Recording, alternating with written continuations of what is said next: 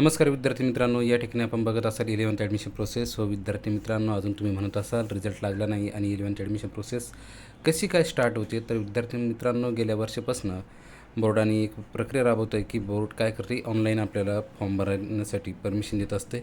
तर 11th admission process 10वीच्या निकालाआधीच Maharashtra राज्य माध्यमिक व उच्च माध्यमिक शिक्षण मंडळाने 11वीच्या प्रवेश प्रक्रियेसाठी अधिसूचना जारी केलेली आहे. विद्यार्थी मित्रांनो, आपण अजून निकालाची प्रतीक्षा करत आहोत. निकाल लवकरच लागणार आहे. आपण मागील व्हिडिओमध्ये बघितलं असेल की कदाचित तुमचा निकाल 27 मे रोजी लागू शकतो, असं जे आपले शिक्षण मंत्री दीपक केसरकर आहेत यांनी सांगितलेलं आहे.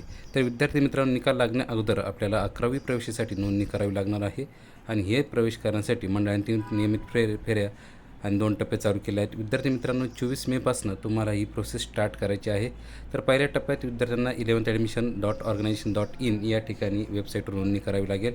यासाठी लॉगिन ID आणि पासवर्ड तयार करावा लागेल. त्यानंतर विद्यार्थ्यांनी अर्जाचा एक भाग भरायचा आहे आणि ज्यानंतर तुमचा निकाल लागेल त्यानंतर तुमचा दुसरा टप्पा चालू होईल. विद्यार्थी मित्रांनो, या दुसऱ्या टप्प्यातील नोंदणीला सुरुवात होईल. यामध्ये विद्यार्थ्यांनी कॉलेजची निवड करण्याचा पर्याय मिळणार आहे.